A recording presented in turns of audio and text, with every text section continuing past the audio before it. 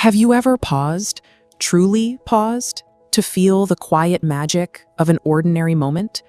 What if the doorway to peace, purpose, and wholeness wasn't hidden in grand awakenings, but right here, in the breath you're taking now? This is the power of the ordinary moment. So many of us spend our lives searching for meaning in extraordinary events, the big milestones, the dramatic changes, the stories we believe will finally validate our existence. We chase achievements, love, or healing with urgency, convinced that purpose must hide in intensity. Yet, in this pursuit, we overlook the subtle miracles woven into the mundane, the texture of morning light on the wall, the hush of rain against glass, the soft rise and fall of your chest as you breathe. Imagine morning light streaming through your window, painting golden rectangles across your floor. Most of us would walk right past this daily masterpiece, our minds already racing toward the day's demands. But what if we stopped? What if we allowed ourselves to witness how the light shifts and dances, how it transforms the familiar geometry of our room into something magical? In that pause, in that simple act of seeing, we touch something eternal. We remember that beauty doesn't require a museum or a mountaintop. It lives right here, in the interplay of photons and dust motes in our bedroom. The hush of rain against glass carries within it the entire story of the water cycle. Oceans rising to clouds, clouds gathering into storms, storms blessing the earth with nourishment. When we truly listen to rain, we're not just hearing water, we're hearing the planet breathing. We're connecting to a rhythm that has comforted humans for millennia, a sound that whispered lullabies to our ancestors and will sing to generations yet unborn. And your breath, this automatic miracle happening right now, carries your life force with the same precision that moves tides and turns seasons. Each inhale draws in not just oxygen, but possibility. Each exhale releases not just carbon dioxide, but tension, worry, the weight of trying so hard to be somewhere else. Today, I invite you to slow down, to remember that your soul's deepest nourishment often arrives unannounced in life's simplest hours. Together, we'll explore why the ordinary is not just enough, it's sacred. We'll journey through what keeps us disconnected from the here and now, and how to awaken to the profound richness waiting in each small, unremarkable moment. Because when you learn to see the ordinary with awakened eyes, you realize it was never ordinary at all.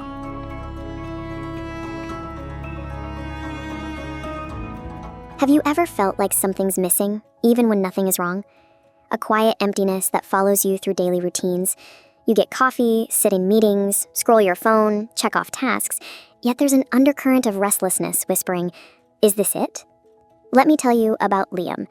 3 months ago, Liam achieved something he'd been chasing for over a year, a promotion to senior director at his marketing firm. The salary increase was substantial, the corner office had a view of the city skyline, and his LinkedIn feed buzzed with congratulations from colleagues and former classmates. He'd imagined this moment would feel triumphant, validating, complete. Instead, as he sat in his new leather chair on that first Monday morning, looking out at the urban sprawl below, a strange hollowness settled in his chest. The victory he'd pursued with such intensity felt empty. The goal that had given his days structure and meaning was gone, and in its place was just more. More emails to answer, more meetings to attend, more ambitious targets to chase. Is this it? The question echoed in his mind as he sipped his third cup of coffee, as he nodded through another strategy session, as he scrolled mindlessly through social media before bed. He had everything he thought he wanted, yet something essential felt missing. This is the echo, that persistent inner voice questioning whether our carefully constructed lives are actually nourishing our souls. It's the feeling that arises when we realize we've been living in a state of constant becoming, never allowing ourselves to simply be. We chase the next achievement, the next relationship milestone, the next vacation, the next purchase, always believing that fulfillment lives just beyond our current circumstances. This longing is universal. It's the echo of a soul that has forgotten how to find fulfillment in the present. We're taught that life's meaning hides in future goals or big moments. But what if we're looking in the wrong places? The echo isn't a sign that something's wrong with us. It's a sign that something's right. It's our inner wisdom calling us back to presence, back to the richness that exists in this moment, back to the understanding that we are human beings, not human doings. The emptiness we feel isn't a void to be filled by external achievements, it's space to be inhabited by conscious awareness. Think about the last time you felt truly at peace. I'm willing to bet it wasn't during a moment of great accomplishment or dramatic change. It was probably something small, watching a sunset, having a meaningful conversation with a friend, feeling your child's hand in yours, or simply breathing deeply after a long day. These moments of peace don't announce themselves with fanfare. They arrive quietly, humbly, in the spaces between our striving. The echo of "Is this it?" isn't asking us to find more. It's asking us to notice what's already here.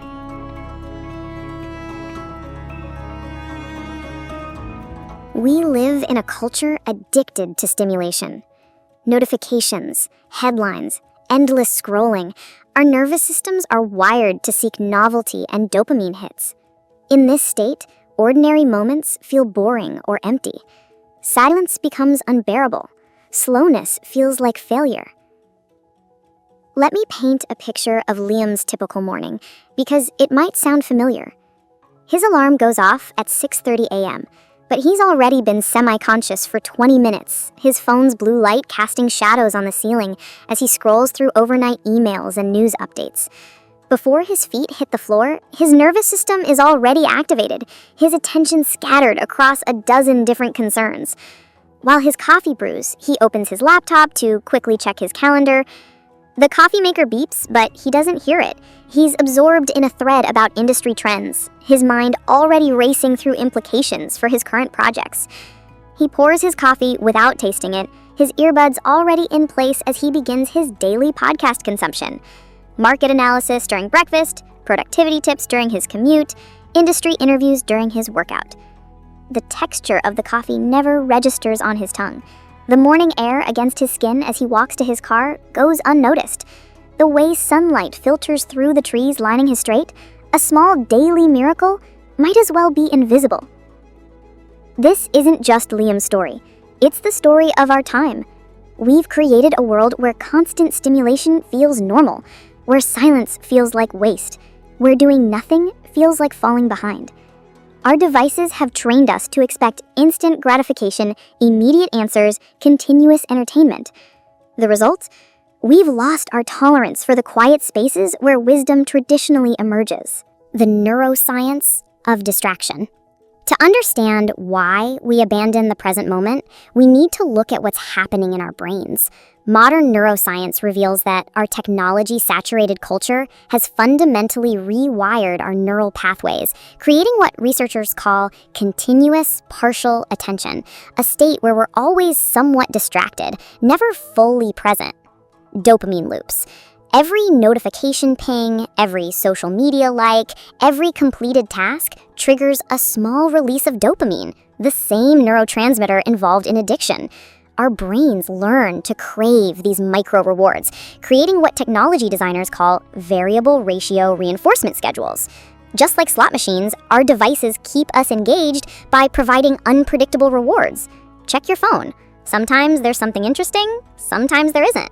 This unpredictability makes the behavior more addictive, not less. The result is that ordinary moments, which don't provide immediate dopamine hits, begin to feel unstimulating by comparison. Watching clouds drift across the sky, feeling the weight of your body in a chair, listening to the subtle sounds of your home settling, these experiences feel boring to a nervous system accustomed to constant novelty. The default mode network, the DMN.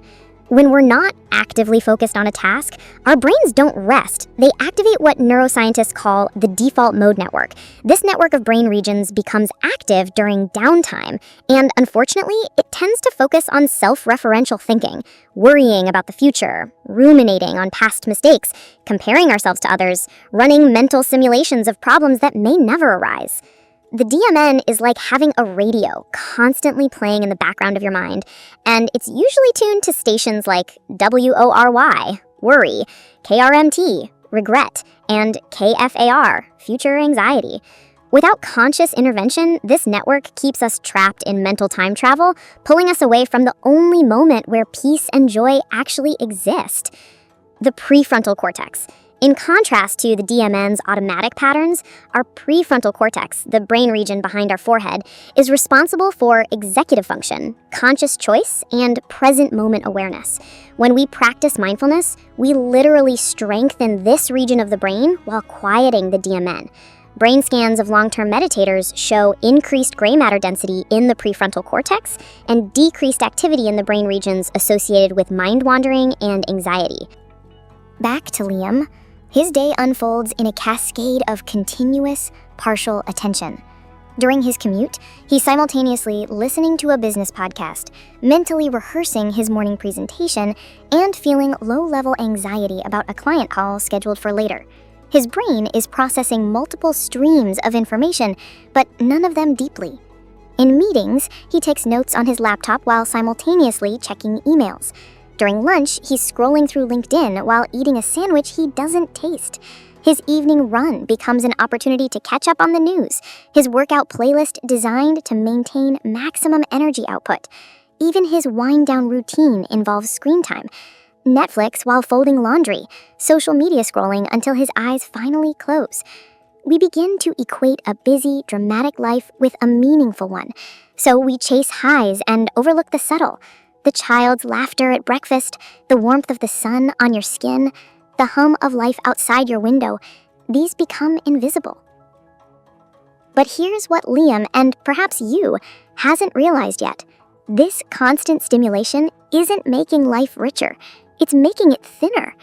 By filling every moment with input, we're starving ourselves of the spaciousness where insight, creativity, and genuine contentment arise.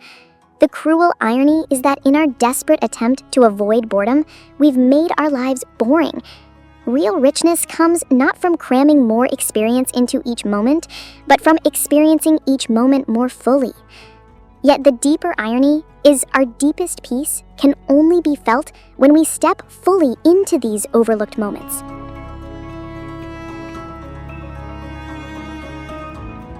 The first key to reclaiming the sacred in the ordinary is awareness. Awareness is not passive observation, it's an active returning. It's the willingness to let this exact moment be enough, to notice its textures without judgment or expectation. For Liam, the shift began on an ordinary Tuesday afternoon at Chicago O'Hare Airport. His flight to Los Angeles had been delayed by 3 hours due to weather, and he'd found a seat near the gate, settling in for the long wait. He reached for his phone to catch up on work emails, but the screen remained black, dead battery. His laptop was in his checked luggage, and every charging station was occupied by other stranded travelers. For the first time in months, Liam had no choice but to sit. Just sit.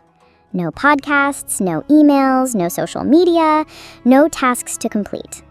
The initial panic was immediate and intense. His hand kept reaching for his phone out of habit, his mind searching frantically for something to do, some way to be productive with this unexpected time. But after 20 minutes of internal restlessness, something began to shift. The constant mental chatter that had been his background soundtrack for years started to quiet. He began to notice things he'd never seen before, despite having waited in countless airports.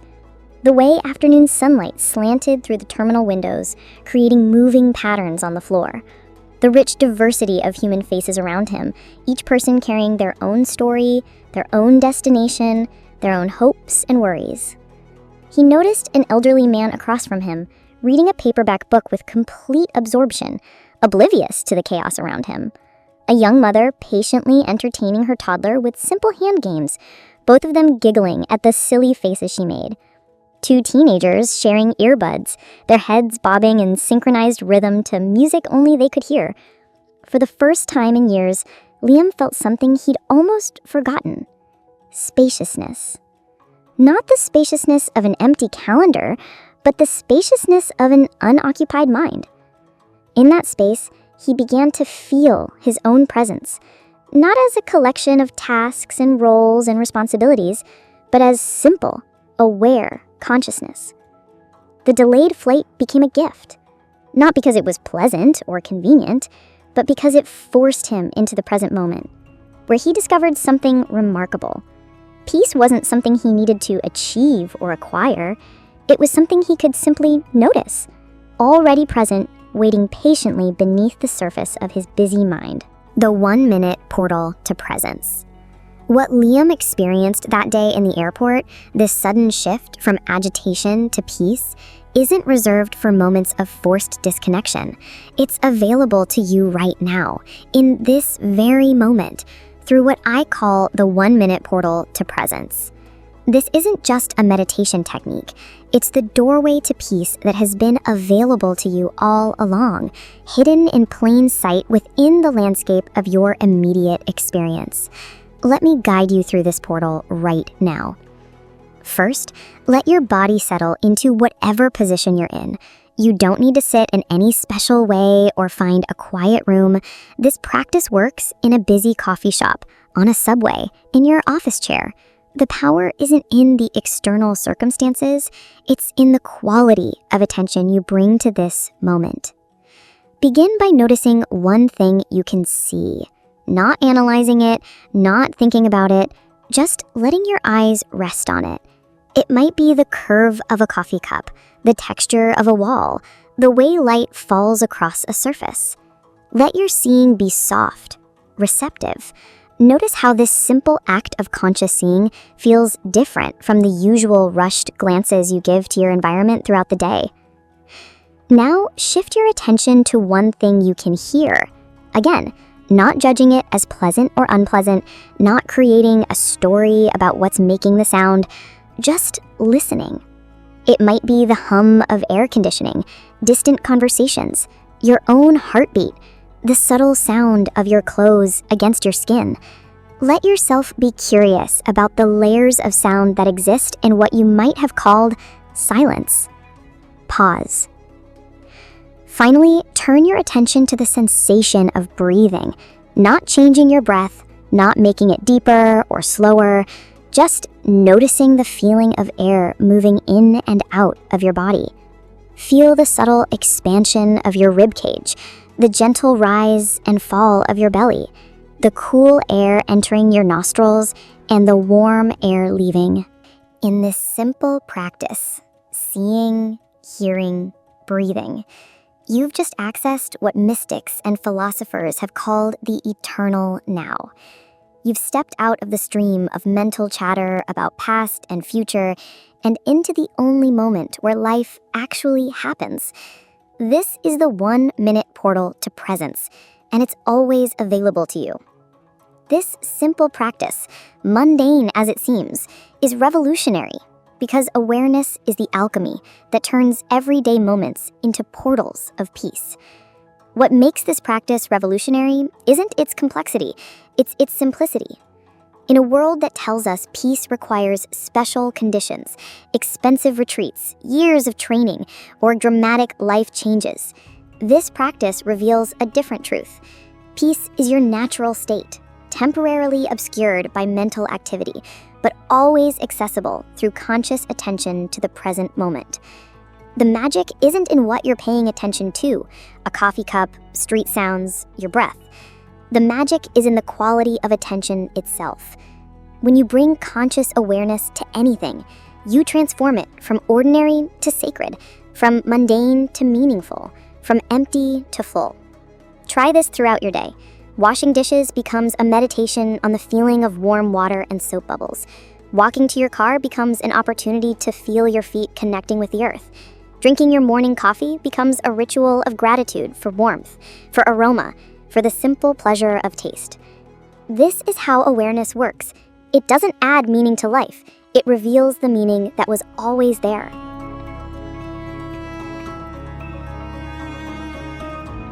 When we stop resisting the ordinary, we transmute it. We release the spell that says ordinary equals meaningless and awaken to the truth. Every moment contains a microcosm of the infinite. The airport experience marked a turning point for Liam, but true transformation doesn't happen in peak moments. It happens in the commitment to bring peak awareness to ordinary moments. 2 weeks after his return from Los Angeles, Liam made a decision that his friends and colleagues thought was strange.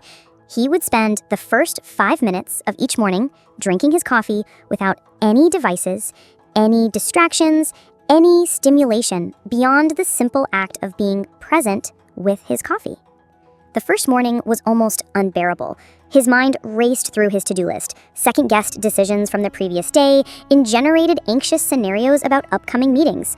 His hand reached for his phone 6 different times out of pure habit. The silence felt oppressive rather than peaceful, and he found himself counting the minutes until he could return to his familiar routines. But he persisted. The second morning was marginally easier. By the end of the first week, something subtle had shifted. The coffee actually had flavor, rich, complex, nuanced. He began to notice the way steam rose from the cup in delicate spirals, how the warmth felt against his palms, how the aroma changed as the coffee cooled. More importantly, he began to notice the quality of his mind after these 5 minutes of presence. The transition into his day felt smoother, less jarring. Instead of immediately jumping into reactive mode, responding to emails, checking news, consuming information, he moved into his day from a place of centeredness. This small practice began to create ripple effects throughout his entire day. In meetings, he found himself listening more deeply, speaking more thoughtfully. During his commute, he occasionally turned off the podcast and simply drove, noticing the changing seasons reflected in the trees he'd driven past for years without seeing. His conversations with his partner became richer, more connected, less distracted. Think of a droplet of dew reflecting the entire sky, or the pause in a conversation that lets love expand, or the smell of fresh bread reminding you of childhood safety. These are ordinary things, yet in your presence, they become sacred teachers. They remind you, you don't have to wait for a grand awakening. Peace is accessible right here, in the heartbeat of this second. The droplet of dew doesn't try to be profound. It simply reflects what's present. In the same way, when we bring conscious awareness to ordinary moments, they naturally reflect the infinite. The entire universe is contained in the simple act of breathing. The same cosmic forces that move planets also move air into and out of your lungs. The same intelligence that orchestrates the seasons also orchestrates the beating of your heart. When you pause in a conversation, you create space for something deeper than words to be communicated. In that silence, understanding can arise, empathy can flourish, love can be felt rather than just spoken. These pauses, which our culture often fills with nervous chatter, are actually openings to intimacy, to connection, to the recognition that we're all participating in the same mysterious dance of existence. The smell of fresh bread carries within it the entire story of human civilization. Grain cultivated by countless generations, the ancient art of fermentation, the transformation of simple ingredients into sustenance through fire and time.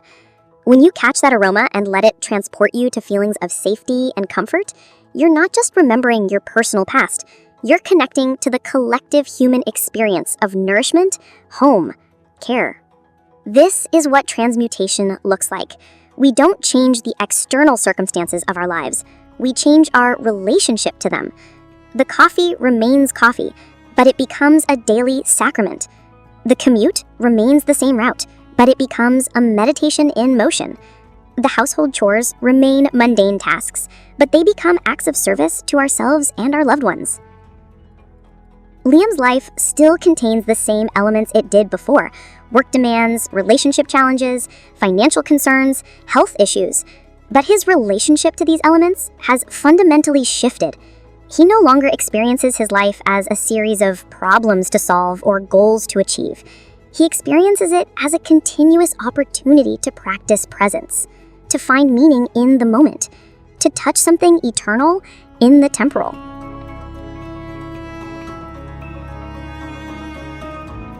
As you begin to honor ordinary moments, you'll feel a shift.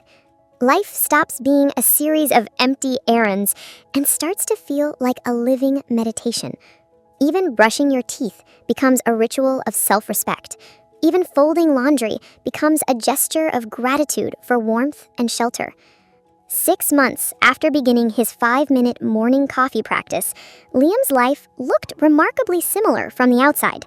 Same job, same apartment, same daily responsibilities. But something fundamental had shifted in the quality of his experience. His colleagues began commenting on his increased calm and focus. His partner mentioned that he seemed more present, more connected. His own internal experience felt transformed. The journey to work, which had previously been dead time to be filled with podcasts and phone calls, became one of his favorite parts of the day. He discovered that the 20-minute walk from his apartment to the office was enough time to fully transition from sleep to wakefulness, from private self to professional role, from the energy of home to the energy of workplace. He began to see the same faces on his route each morning. The elderly man who swept the sidewalk in front of his shop, the young mother walking her toddler to daycare, the barista setting up outdoor seating at the corner cafe.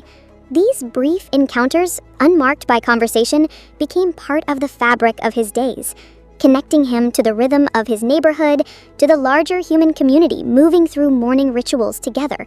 Brushing his teeth, once a mindless 2-minute interruption, became a moment of gratitude for his body, for the gift of being able to care for himself, for the simple luxury of clean water and effective toothpaste. The bristles against his teeth became a gentle massage, the foam a cleansing not just of his mouth, but of any lingering tension from sleep. This wasn't forced gratitude or positive thinking.